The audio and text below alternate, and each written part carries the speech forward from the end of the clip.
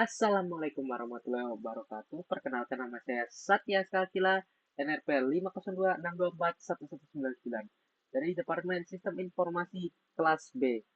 Nah, di video ini saya akan membahas tentang Lab 2.3.5, di mana kita akan menggunakan port scanner untuk mendeteksi open port. Nah, sekedar ini adalah kayak tujuannya itu kita akan menggunakan Nmap, sebuah port scanner dan network mapping untuk mendeteksi open port. Ini sekedar background aja. Nmap itu sebuah open source untuk ya me- mencari kayak network lah, atau dan juga itu untuk security bisa juga. Tetapi tugas utamanya itu biasanya untuk nge-scan mesin-mesin lokal untuk mencari kayak gimana ya, kayak titik kelemahannya lah. Nah, ini itu termasuk open and unmanaged port. Jadi port yang terbuka dan tidak di apa ya, kayak tidak di manage lah, kayak gimana ya? Kayak unmanaged port ini kayak yang port yang tidak diurus lah. Nah, semua workstation itu perlu open port dan service untuk berkomunikasi dan melakukan tugas seperti printing, sharing file, browsing the web.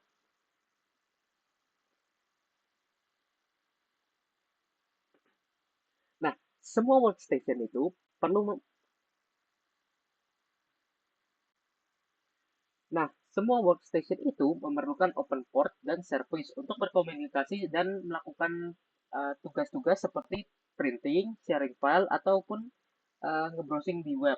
Nah, administrator itu bisa menggunakan Nmap ini untuk me, untuk memotit untuk mengawasi host atau service yang sedang diurus gitulah. Nah, Nmap ini cara kerjanya itu dia melihat dulu host apa saja yang tersedia di network, service apa yang sedang bekerja, dan OS apa yang sedang bekerja. Oh, dan juga eh, pakai filter dan firewall yang sedang bekerja. Nah, sekarang kita akan masuk ke TCP atau UDP port. Nah, semua komunikasi yang terjadi di internet itu menggunakan port. Semua IP host dapat menggunakan dua tipe port, yaitu TCP dan UDP. Nah, dari tipe port tersebut hanya bisa terdapat 65.535 untuk eh, setiap IP address. Nah, service yang terkoneksi ke internet seperti web browser, email client, and file transfer service itu menggunakan spesifik port untuk menerima informasi. Nah, untuk mempermudahnya, semua port itu diberi dengan angka. Angka dari port ini juga dapat mengidentifikasi port mana yang itu kayak datanya harus dikirim, dan juga port mana yang harus kita terima datanya gitu.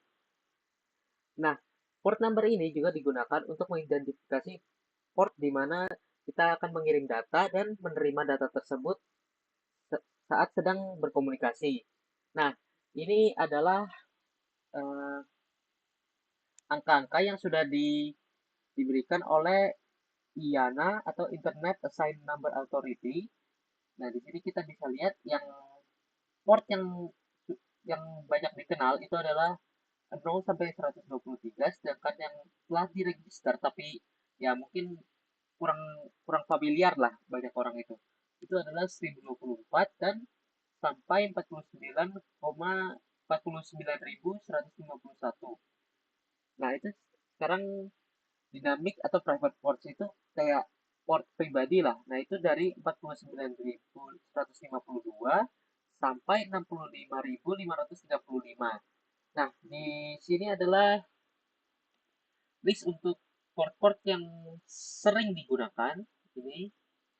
Nah, sedangkan yang ini tuh adalah port di mana kebanyakan cyber attack itu terjadi. Jadi kayak ya kayak hacking gitu. Nah, sekarang kita akan coba untuk mensimulasikan ini. Nah, pertama-tama kita perlu untuk membuka terminal dari di CSL.pm. Nah, ini sudah saya buka. Ini sekarang kita perlu menggunakan nmap. Jadi nmap localhost. Nah, di sini bisa kita lihat host port-port apa saja yang sedang terbuka sekarang. Nah, kita lihat eh, 21, 22, dan 23, di mana FTP, SSH, dan Telnet. Eh, itu scan of the port. Nah, ini itu hasil dari scan ini itu cuma 1240 1024 port pertama.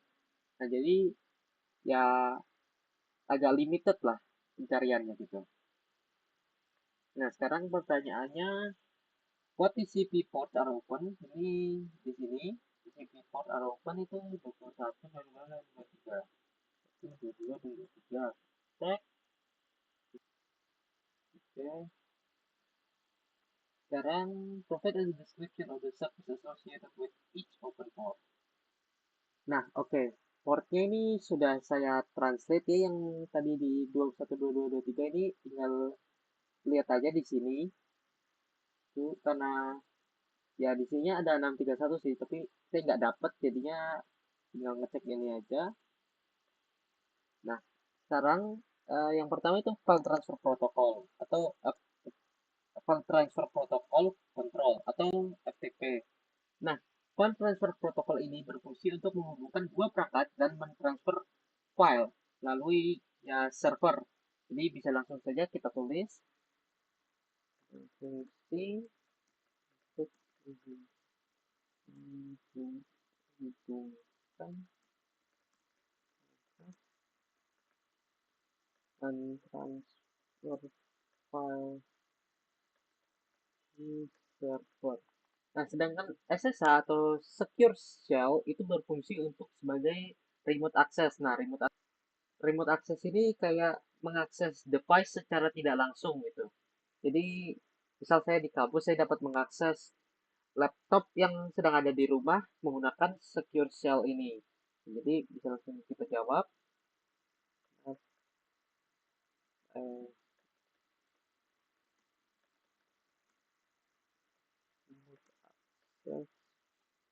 berfungsi sebagai remote access untuk mengedit suatu data melalui server dari internet, melalui remote server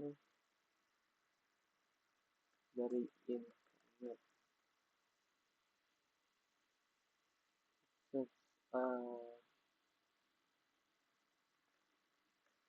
nah, nah, Telnet ini memberikan CLI atau Command Line Interface.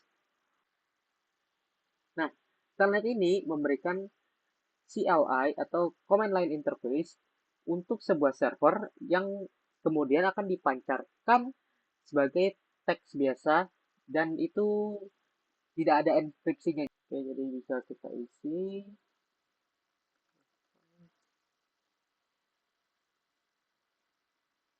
Lalu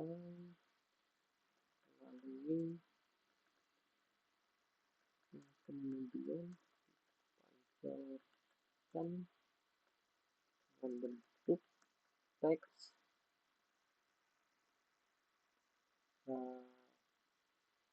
tanpa enkripsi. Ini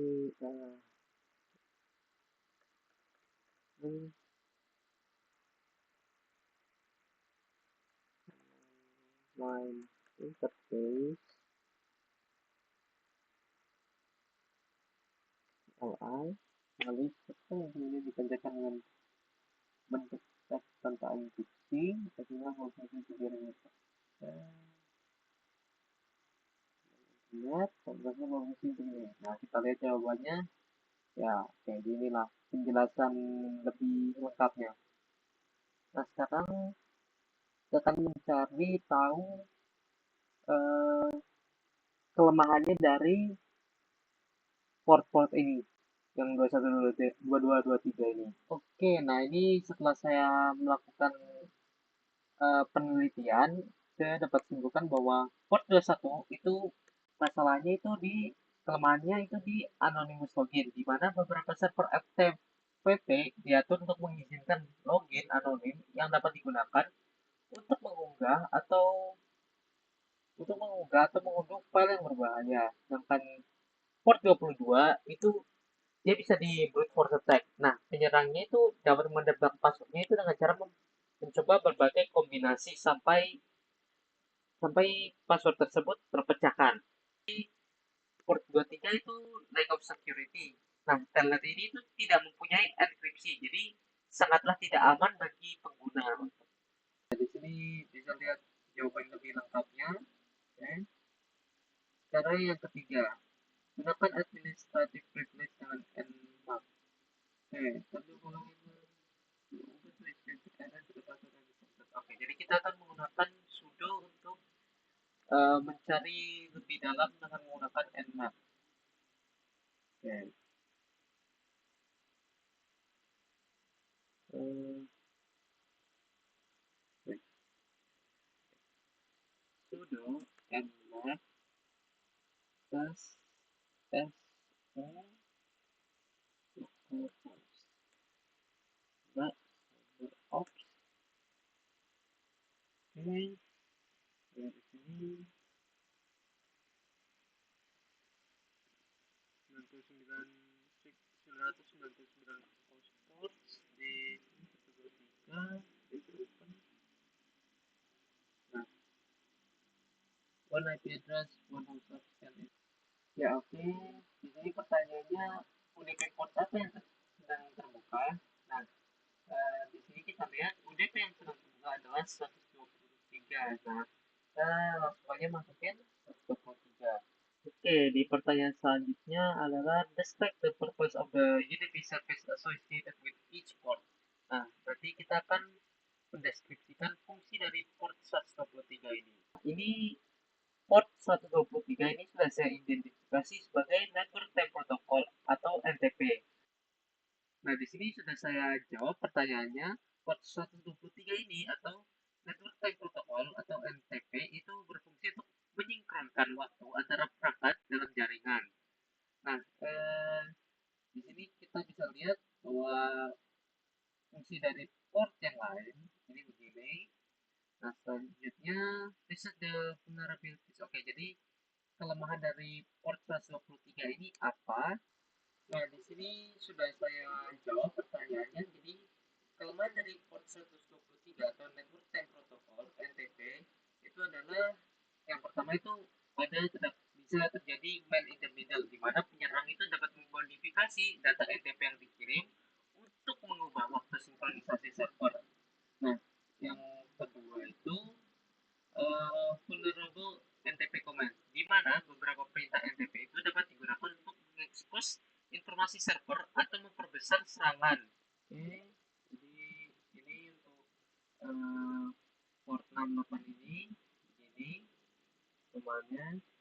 Sekarang kita akan masukkan yang B ini. Nah, kita harus Nah, di sini tuh kita bisa lihat port-port yang sedang open dan versinya ini 21, versinya 2.0.8 dan seterusnya. Ini contoh lainnya lah. Ini setelah itu.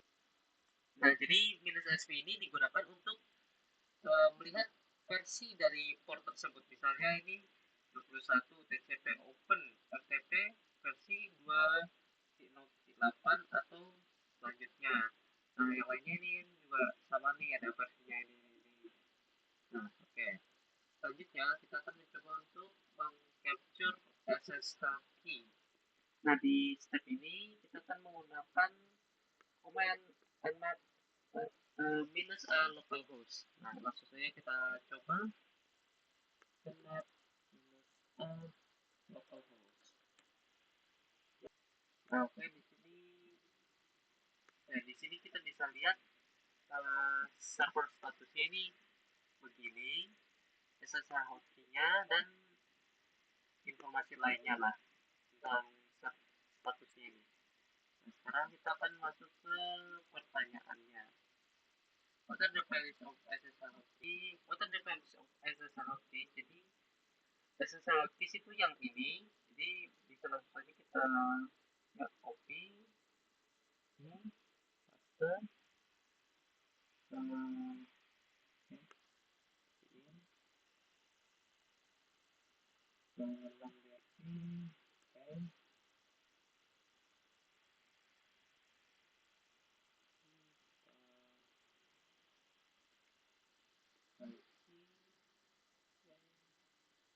Nah, jadi ini adalah SSL hostingnya. Dan yang kedua, how the attacker use this information. Bagaimana penyerang akan menggunakan informasi ini? Informasi, nah informasi yang ini itu dapat digunakan oleh penyerang untuk mendapatkan akses remote ke device kita. Nah, jadi jawaban dari ini adalah, jadi jawaban dari pertanyaan ini adalah attacker remote access with this information. Okay, cek ya yang filenya information. Nah, oke. Nah, cara mengatasi cyber attack ini untuk mencuri information ini adalah dengan menggunakan atau ban exchange, di mana kita itu dapat menggunakan ponsel, email, dan seterusnya lah. Jawabannya ini tinggal kita copy paste aja dan ini. Nah, oke. Selanjutnya ada domain and map. Jadi kita lihat infonya tentang nmap. Nah, nmap ini untuk network exploration tuh and security atau port scanner. Oke.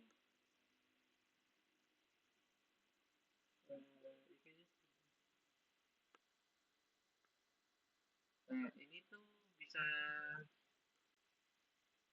bisa dilihat lah nmap ini untuk buat apa saja gitu dan fitur-fiturnya apa aja. Nah, oke, pause aja. Oke, selanjutnya ini adalah kesimpulan dari lab ini. Oke, jadi begitulah lab 3.6 ini, dimana kita